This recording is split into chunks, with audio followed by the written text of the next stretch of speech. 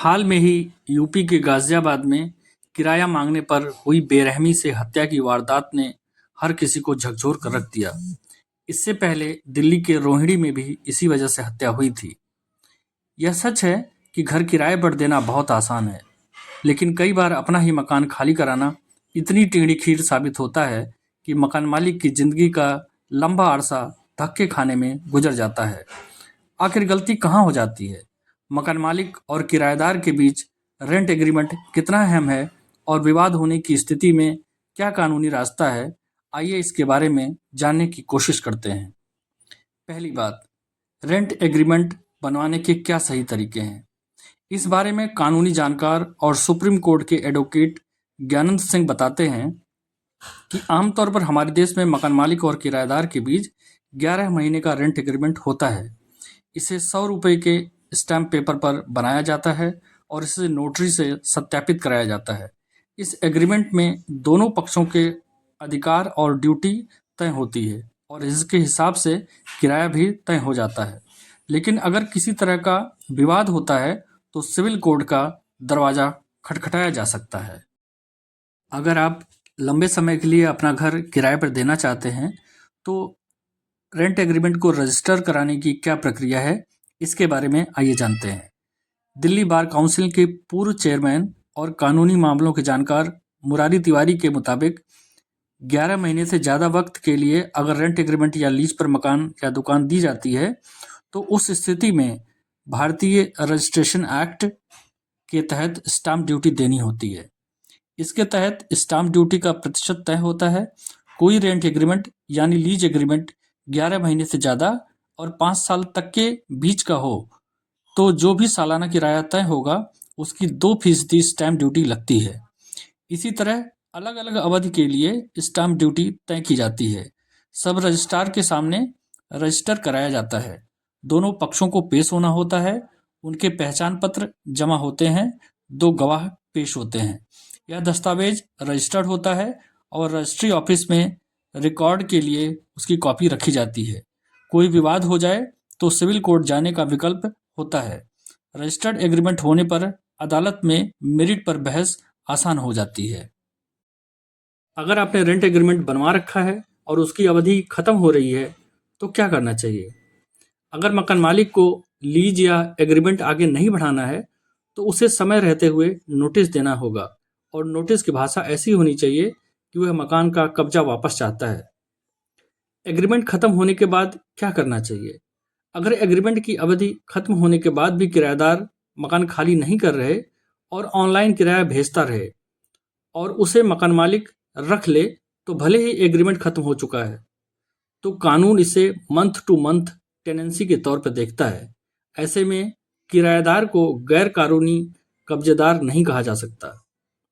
ऐसी स्थिति में किराएदार से कैसा बर्ताव नहीं करना चाहिए? मकान मालिक को ऐसे कदम उठाने से बचना चाहिए जैसे कि बिजली पानी बंद कर देना, किराएदार को जबरन घर से निकालने की कोशिश करना, जिस घर में किराएदार हो उस पर अपना ताला लगा देना, धमकियां दिलवाना या खुद जाकर बहस करना। आइए जानते हैं कि किराएदार अगर घर खाली ना करे तो क्या करें। पहला, सबसे पहले लिखित में नोटिस भेजें। किराएदार को रजिस्टर्ड पोस्ट या ईमेल से कानूनी नोटिस भेजें। इसमें एग्रीमेंट खत्म होने का जिक्र जरूर हो। बहुत सारे मामलों में नोटिस से ही मामला सुलझ जाता है। दूसरा, कोर्ट में शिकायत दर्ज कराएं। अपने राज्य में ट्रांसफर ऑफ प्रॉपर्टी एक्ट की धारा 106 के तहत सिविल कोर्ट में इस पर मुकदमा भी दायर कर सकते हैं। जब कोर्ट में केस जीत जाएंगे तो कोर्ट की तरफ से आपको पुलिस मुहैया कराई जाएगी। बातों के बीच आप सोच रहे होंगे कि आखिर किराएदार और मकान मालिक के क्या अधिकार होंगे। आइए जानते हैं। सबसे पहले किराएदार के अधिकार। पहला, बिना नोटिस किराएदार को निकाला नहीं जा सकता। रेंट कंट्रोल एक्ट के प्रावधान के मुताबिक मकान मालिक बिना नोटिस या किसी ठोस वजह के किराएदार को नहीं निकाल सकता। कोई सोसाइटी भी ऐसा नहीं कह सकती है। दूसरा, मकान मालिक यह दलील नहीं दे सकते कि यूं ही मकान खाली कराना है या किसी दूसरे को देना है, बल्कि उसे ठोस और वाजिब वजह बताकर खाली करने का नोटिस देना होगा। आइए जानते हैं कि अब मकान मालिक के क्या अधिकार हैं। पहला, भारतीय कानून के तहत मकान मालिक को मिले अधिकारों के मुताबिक लीज अवधि खत्म होने, मकान डैमेज होने, किराया न मिलने, खुद के इस्तेमाल की बात कहकर वह मकान खाली कराने के लिए कह सकते हैं। दूसरा, कोर्ट की तरफ रुख कर सकते हैं। अगर किराएदार उपरोक्त स्थितियों में मकान खाली नहीं करता तो उसे पहले कानूनी नोटिस भेजा जाता है।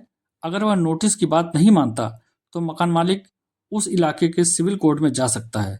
वहां मकान मालिक मकान पर कब्जा पाने के लिए गुहार लगा सकता है। तीसरा, हर्जाना मांगने का भी अधिकार। अगर किराएदार एग्रीमेंट खत्म होने के बाद भी घर में रह रहा है तो मकान मालिक सिर्फ पुराना किराया नहीं बल्कि मार्केट रेट के हिसाब से हर्जाने की मांग भी कर सकता है। आखिर में यह जानना जरूरी है कि क्या कदम उठाने चाहिए और क्या बातें याद रखनी चाहिए।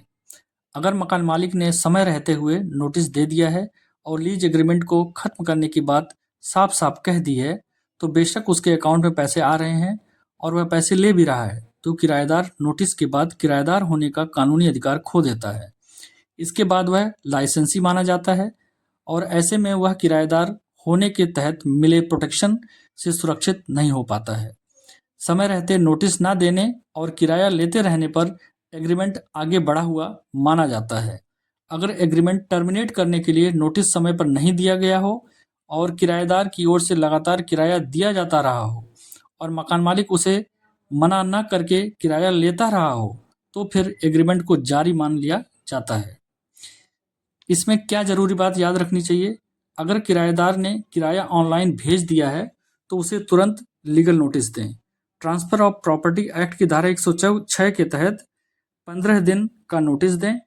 इसमें साफ साफ लिखें कि किराया स्वीकार करना मकान खाली करने के अधिकार को प्रभावित नहीं करेगा। नोटिस अवधि के बाद खाली करने का केस फाइल कर सकते हैं। धन्यवाद।